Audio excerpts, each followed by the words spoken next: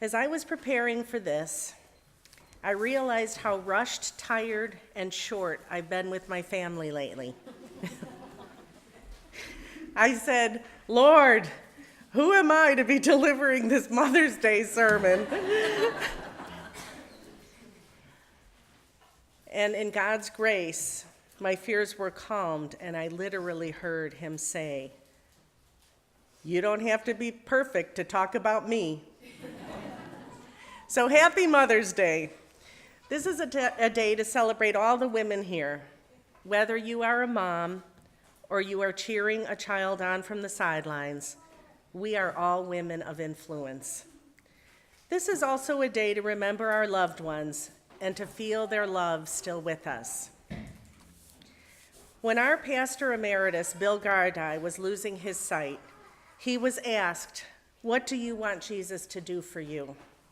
Bill said, "I want to experience lack of fear, and I want insight into what really counts." Bill's answer became my greatest prayer, because as a mother, that is what I want Jesus to do for me. I want to experience lack of fear, and I want insight into what really counts. My husband Steve and I were blessed to adopt two precious baby girls, Maymay and Hannah, who are now 19 and 15 and sitting in the front row. Do you guys want to stand up? Yeah.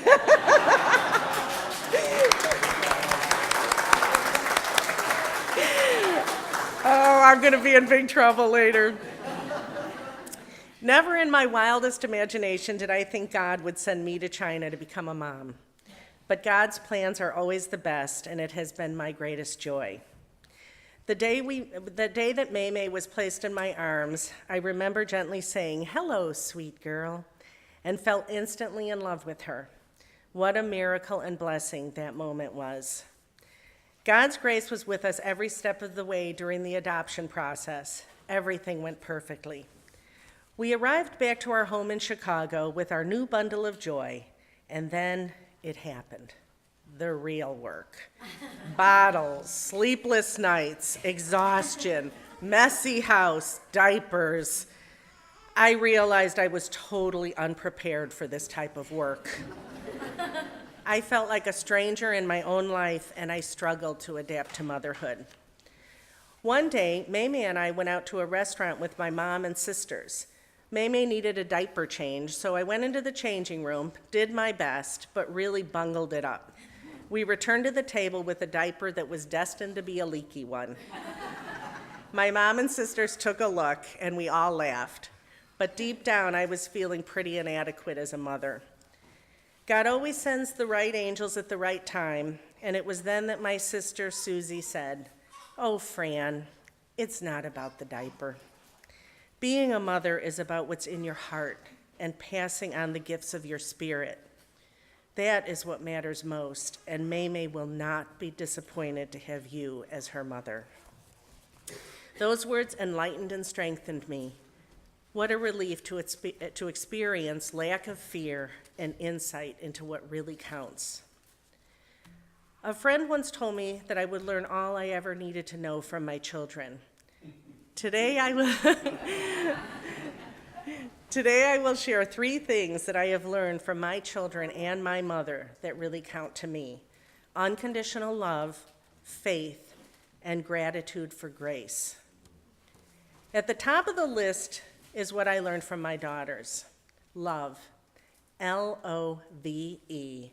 When I say love, I mean it with big capital letters, mystical love, the kind that Jesus taught us about, love and non-judgment, unconditional, accepting, big, happy love.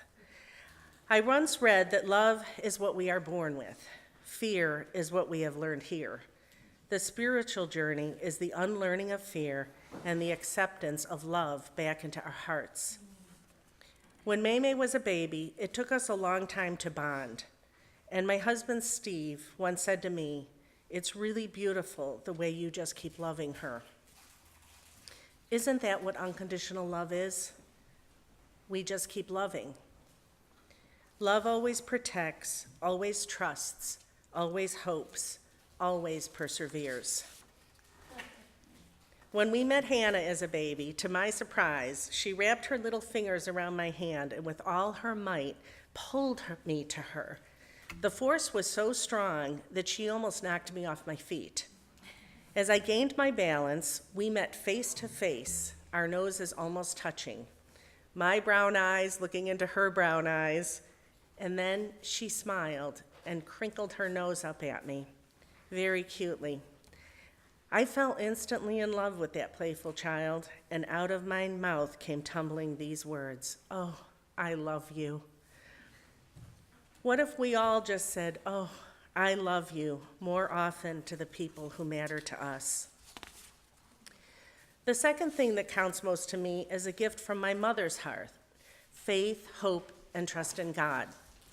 My spiritual journey started a long time ago with a mother who had a passionate faith. We had 8 kids in our family. My mom was a strong woman, and she taught us how to pray and trust in God. Her favorite advice was, take Jesus by the hand. He will guide you. That was her answer to every problem. She also would say, trust in God. What is, is. My mom's actions, however, spoke louder than her words as I watched cancer chase her most of her adult life. When she was diagnosed with ovarian cancer at the age of 54, I saw her determination and will to live and witnessed her fierce faith in action. She did take Jesus by the hand, and she trusted, and she went into complete remission, even though she was told by the doctors that there was very little hope of that. And then it was amazing to experience the whole scene again 10 years later when she was diagnosed with breast cancer. Faith and action worked again. My mom went on to live a fearless, vibrant, and healthy life until the age of 80, when she died peacefully with my sisters and me by her side, whispering, just take Jesus by the hand, Mom.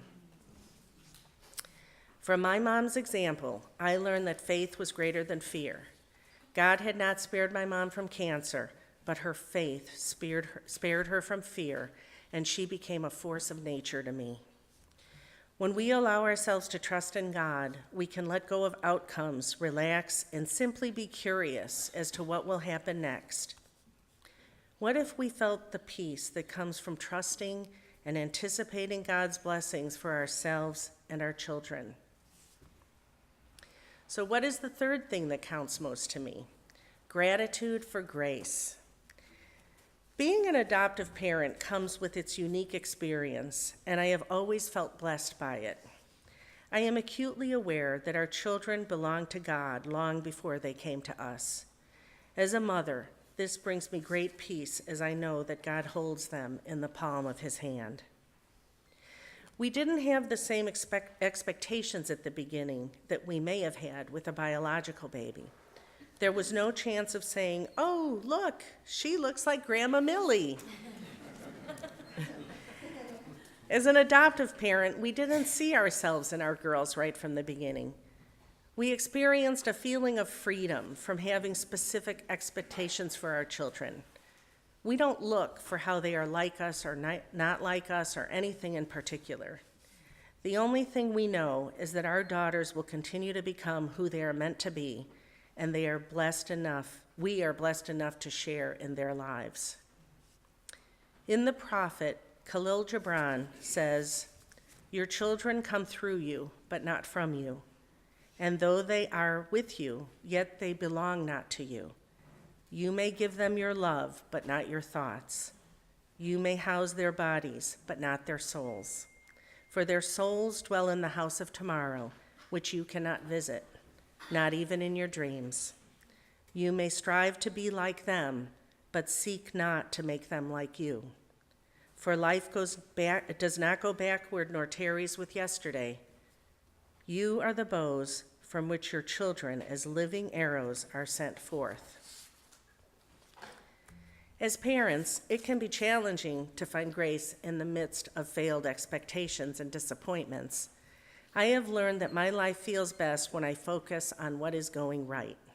I am grateful for hope and my ability to change my own perspective.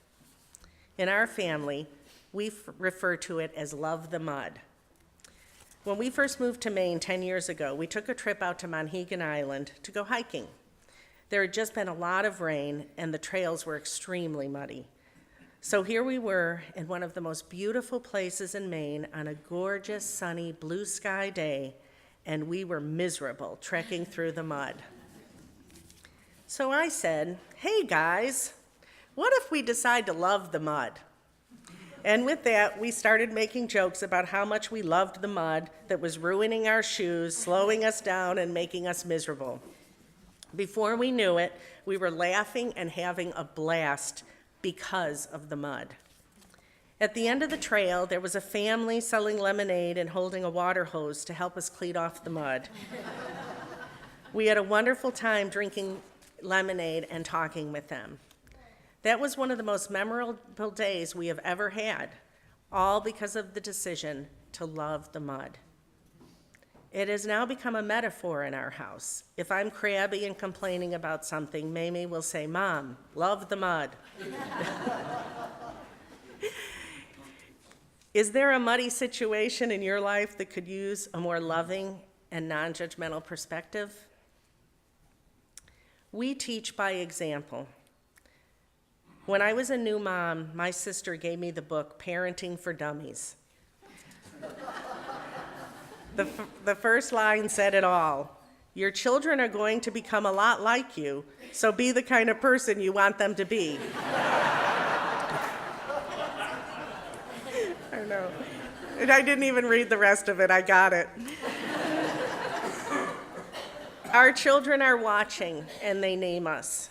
One day, I talked with some of the Church on the Cape children about words that describe their moms. Ezra said that her mom is powerful. Caitlin said that Carol is special. Jackson said that Jessie is great. Michael said that Carol is cool. Eric said that Carol is awesome. Maxim had many words for Jessie. She snuggles with me. She loves me so much, and she is my friend. Liam said, "My mommy's the best." And one of the older boys who wanted to remain anonymous said that his mom is loving. My kids call me Big Happy Mama. The children will always provide insight into what really counts. I once read something that Sherwood Treadwell said, and I wrote it down on a big sheet of paper and put it on my office bulletin board. I think it's fitting wisdom to leave you with for Mother's Day. Be someone who helps others to believe in themselves, someone who guides others to be more, do more, and achieve more. Amen.